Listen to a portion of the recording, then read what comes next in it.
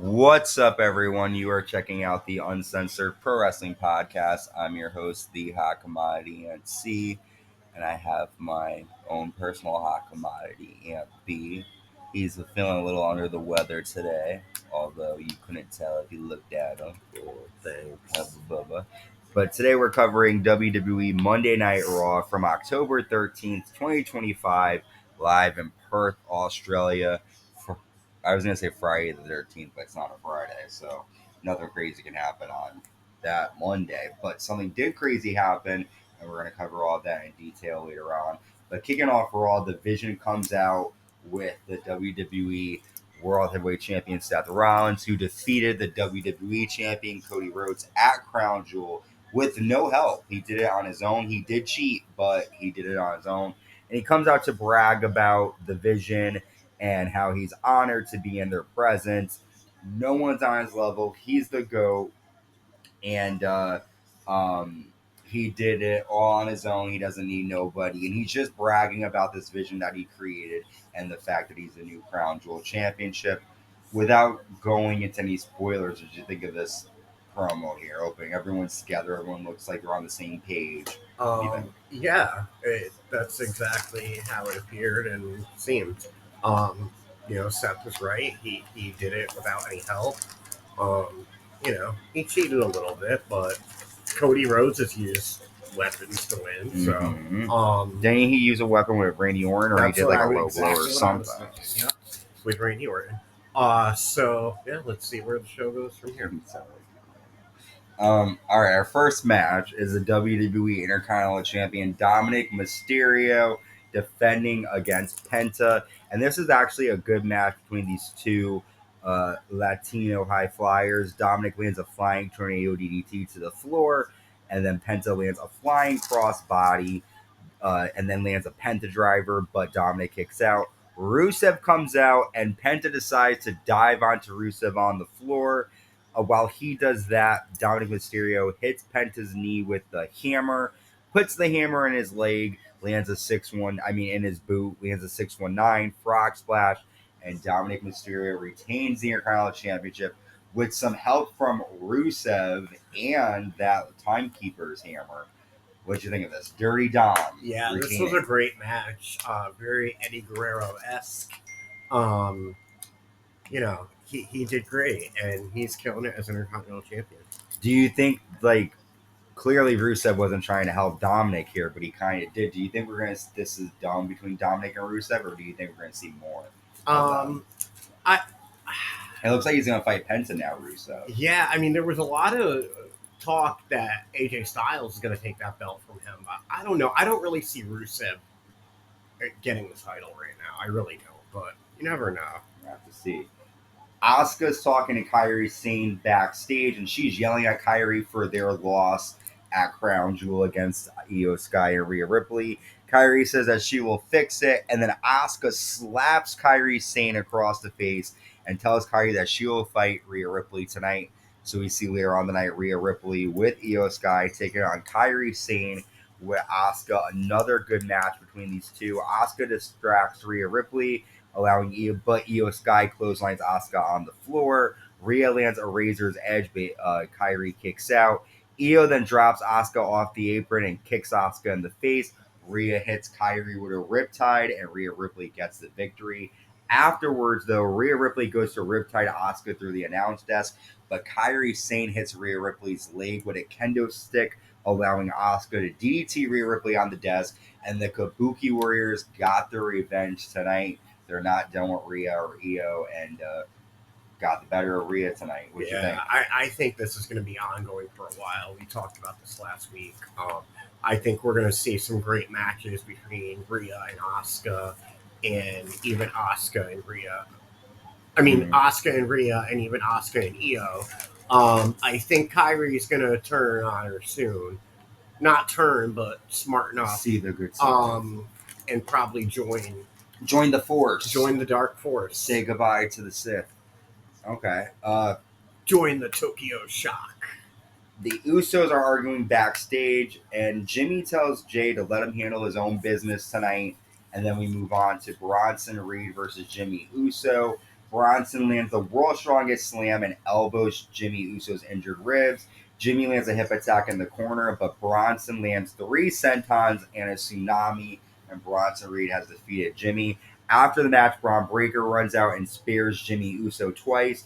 Jey Uso runs out, but he gets taken out. However, the Usos stand tall, and Jey then yells at Jimmy and leaves the ring. So now Jay's upset because he felt like he had to help his brother after his brother told him to stay in the back.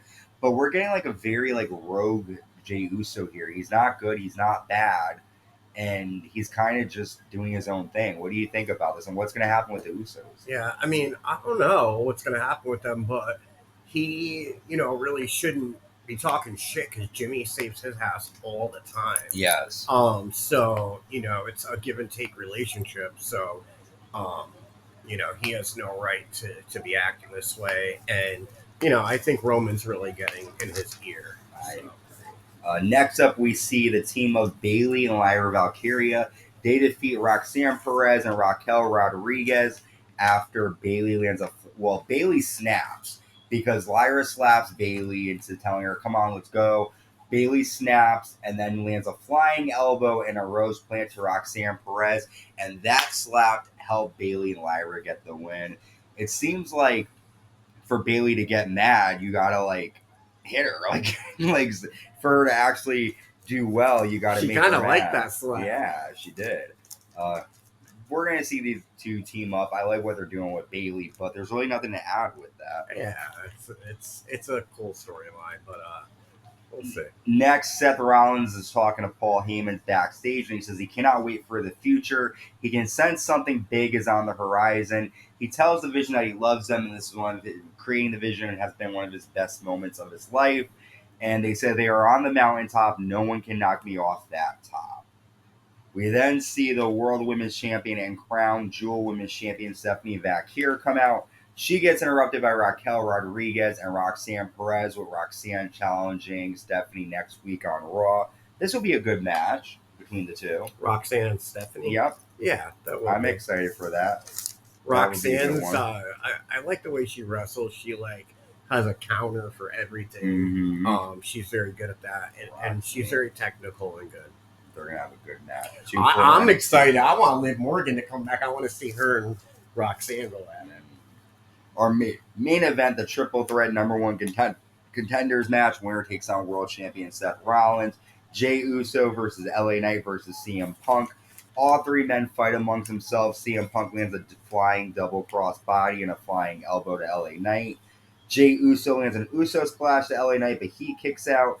LA Knight BFT CM Punk. Jey Uso tosses LA Knight into the steps, but then CM Punk hits a go to sleep to Jey Uso, and CM Punk is the new number one contender. After the match, the Vision comes out and Breaker spears Jey, LA Knight, and CM Punk. Reed lands a tsunami to CM Punk, and then Seth Rollins and the rest of the Vision, they hold up each other's arms, and then Braun Breaker out of nowhere spears Seth Rollins, the leader.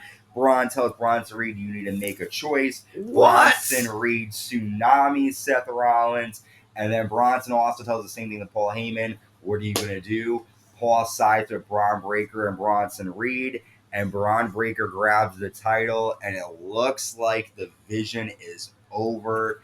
This doesn't make any sense because they just started as a group. Seth is the champion. They're on the top. The only reason why I feel like this is happening now is because Seth got hurt, because it doesn't make any sense. Like, unless Seth lost and cost them something, I don't see why they would randomly overnight change their direction like this. But what do you think? Do you think Seth is really hurt and this is why they're doing this, or do you think? Even Seth being hurt, it really doesn't make a whole lot of sense because Seth could, he can drop the belt and the factions stay together. Mm-hmm. Although not after what they said last week. They made him feel like if he lost the crown jewel, that they would not look to him as the leader of the Vision anymore. But I don't know. Maybe they're going to help CM Punk win the title. Maybe. I don't know. But none of it really makes sense. It was very out I'm of excited nowhere. for the explanation. And yeah, I'm excited for the explanation.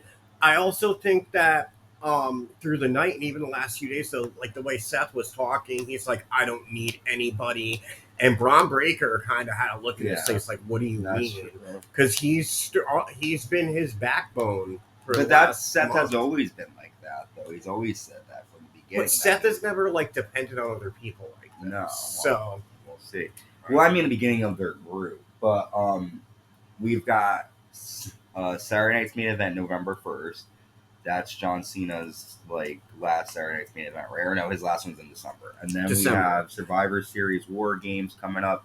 Attitude Years. We're on the road to WrestleMania 17. There's a Saturday night event coming up soon. Yeah. Okay. Yes, sir. And with that, we've covered all of Monday Night Raw.